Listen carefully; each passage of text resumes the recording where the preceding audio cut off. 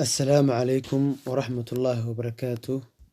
دمان أرضي شرفت له والسلام يا وحنو ديغان دونا إن شاء الله تعالى نهل كيدي نوغسي سعون دونتا ومادة ساينسكا وحنو مريني عطب كشناد أما يونت 5 وكشيكيني مركا agriculture وحنو سوشيكني agriculture كان ينسكوكو جيري دونو دقشدي حولها iyo dalag beerashadii ujeedada hadaynu dib ugu noqono cutubkan aynu ka lahayn ardayga waxay ahayd inaynu ogaano noocyadii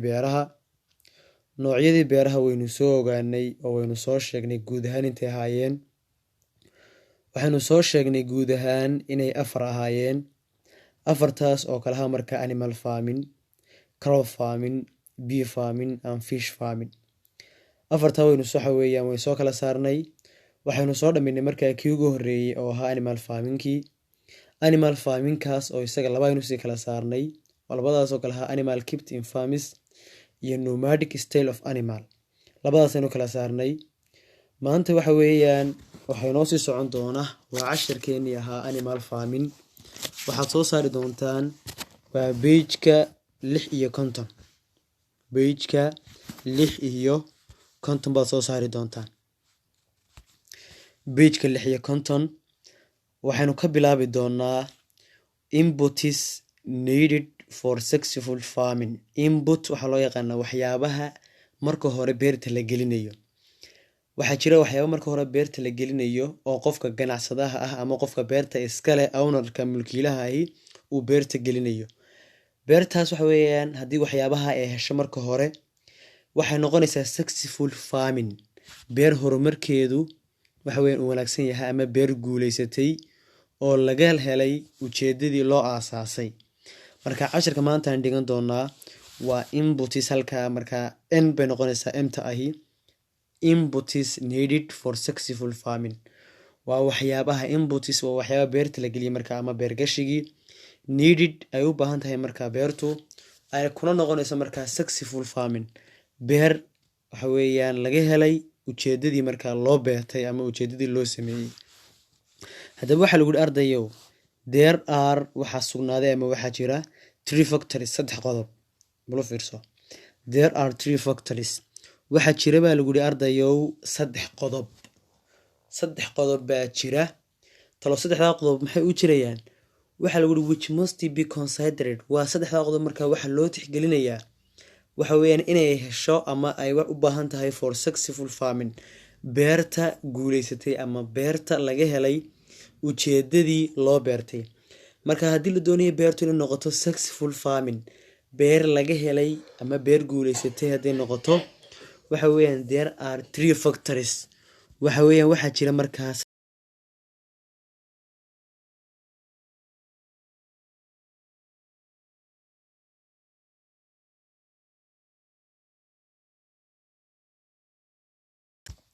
saddexda qodob waa in beerta laga hela waa waxa weeyaan marka waa khasab wax mandatory oo must ah weeyaan saddexda qodob waa in laga helo hadaba arday waxa isweydiin mudan saddexda qodob maxay kala yihiin qodobka ugu horeeya number 1 waa shayga loo yaqaan marka labor arday waa shaqaale waa in beertaasi ay yeelato shaqaale number 2 arday waxa noqonaysaa marka money waa lacag marka beerta waa in lacag la geliyo lacagtaas waxa weeyaan la geliyo beertaasi xadiga ay tahay inbuu noqonayaa hadhowna wax soo saarka ka soo go'a beertaasi marka hore waa in money lacag badan loo huraa mar saddexaadka beertaas waa in hesha wax loo yaqaan advisory assistance advisory means waa talo ama waa wacyigel ama waxa weeyaan talo waa in taladaas oo assistant waliba noqonaysa mid caawin u ah waa in qofka beertan iska leh ganacsadaha ahi waa inuu helaa taladaas oo keenaysa ama ka dhigaysa beertaas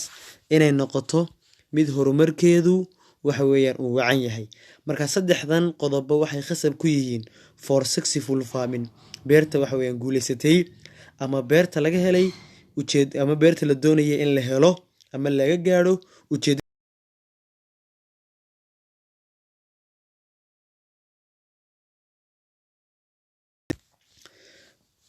hadaba arday hadaynu qodobka koobaad si deeply ama si qoto dheer uga hadalno qodobka koobaad wuxuu ku dhigay marka waa labor laborna arday waxaan hore ugu soo sheegnay inuu yahay shaqaale.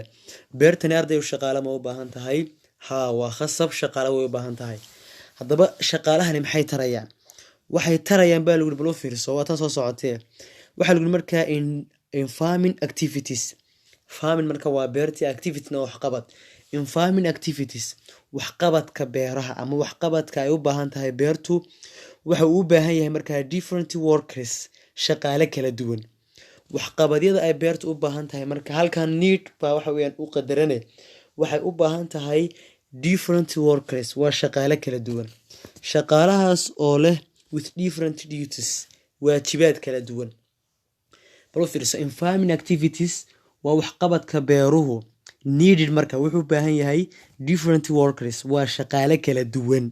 haa, markaa shaqaale tiro badan buu u baahan yahay.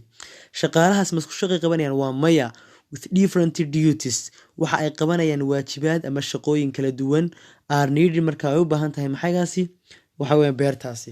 markaa shaqadan ay shaqaalaha maxaa looga baahan yahay? shaqaalaha waxaa looga baahan yahay waxay qabanayaan different duties, waajibaadyo kala duwan. qaarkood beerta waxa weeyaan waxay sameynayaan, midhihii bay daadinayaan, qaar waxa weeyaan carradii bay rogayaan, qaar waxa weeyaan loo masa, qaarba shaqay qabanayaan. markaa waayahay.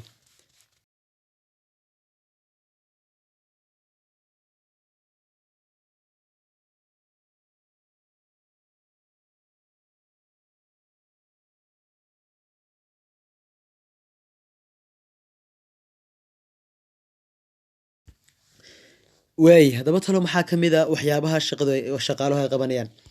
we need, waxaynu u baahannahay workers, waxarkaa shaqaaleynu u baahannahay. shaqaalahaasoo for clearing activities, waxa weeyaan clearing activities, waxaa loo kala cadeynayaa markaa shaqooyinka ay qabanayaan. we need workers for clearing activities, waxaynu u baahannahay shaqaalaha in loo cadeeyo shaqada ay qabanayaan.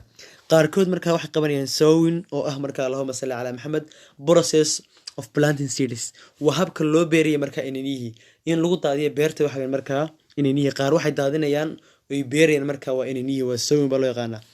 qaar waa blow in ama blow waxa loo yaqaano waa carragadis, carraday rogayaan oo carraday gedinayaan si aanay ciidda markaa nafaqada uga tegin. qaarkood waxay sameynayaan harvesting, waa goosasho, waxay soo goynayaan markaa ardayow waa midhihii. qaarkood waxay sameynayaan waxa loo yaqaana weeding. weeding hadda dad maqasho waa haramayn. haramaynta waa maxay? waxaa la jarayaa unwanted plants, geedihii aan loo baahnayn. weeding waxaa loo yaqaana haramaynta. tusaale ahaan oo kale inagu waxaynu beernay galley oo kale. galleyda aan beerna hadiya jeer waxaa jira geeda kasoo hoos baxaya, geedahaas oo aan manfac u lahayn waxa weeyaan galleyda ama dalagan aynu beeranay. yacni biyuhunbay waxa weeyaan la nuugayaan ama la isticmaalayaan. markaa geed kasta oo inaan inagu beeran oo kasoo hoos baxa beertan oo waxtar aan u lahayn waa la jaraayo, waxaa lagu sameeya haramayn. qaarkood markaa garden bay ka shaqeeyaan, oo waxay garden waa safe, waa keep, waxay sameynayaan protection, oo waxay ilaalinayaan beertii. markaa qaarkood waa garden oo waxay ilaalinayaan maxaygii, beertii.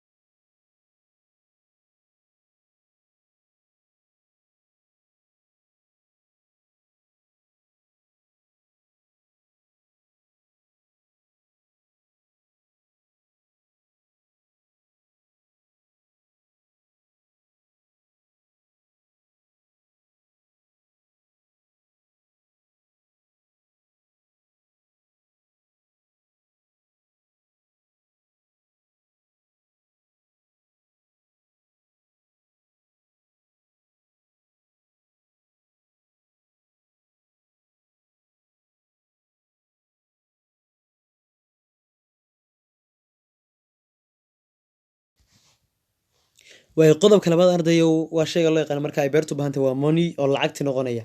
waxa markaa money, lacagtu is essential, is an essential, marka waa muhiim. essential macnaheedu waa important, waa muhiim.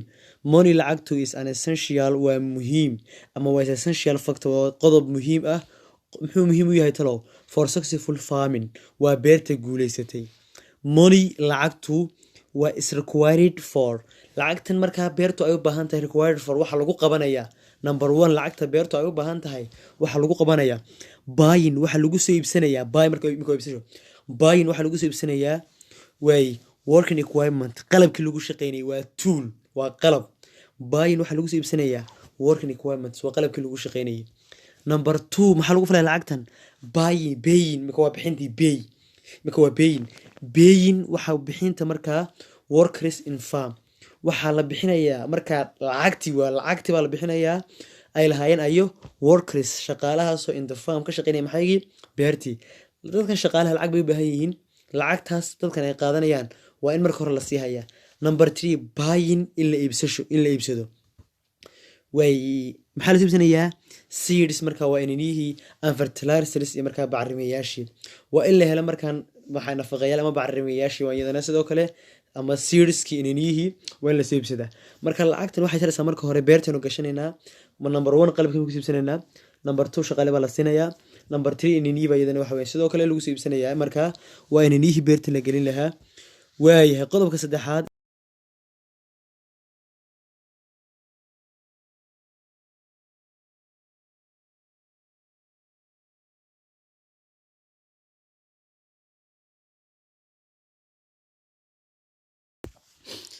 way qodobka saddexaad ardayow waa advisor assistance waa in qofkan uu helo caawimooyin talo caawimadaas marka maxay noqonaysaa waa in noqoto advisory talo waa in tala uu caawimo waxa weeyaan ahaan u qaadanayo waa inuu helo taladaasi wuxuu la tashanaya markaa dadka dhakhaatiirta ahaa ee waxa weeyaan ku takhasusay markaa beerahan agriculture-kan ee beeraha dhakhtarkooda ahaa iyo sidoo kale wuxuu la tashanaya markaa dadka expertiska khubarada ahaa ee ugu horreeyay markaa beerahan marka advisor assistant waa talooyinka waxa weeyaan caawimood is necessary waxa weeyaan daruuri ama lagama maarmaan u yihiin for successful farming beerta marka waxa weeyaan horumartay ama beerta guuleysatay marka beertaasi sidoo kale waxa weeyaan ka maarmayso caawimo farmer marka beeroluhu way should consult regularly with the people waa si joogtaa should consult waa inuu si joogtaa ula tashada marka waxa weeyaan should consult regularly waa si joogtaa ula tashadaayo with people dadka marka ma cid kasta ula tashanaya waa maya dadka ula tashanaya marka waa iyo talo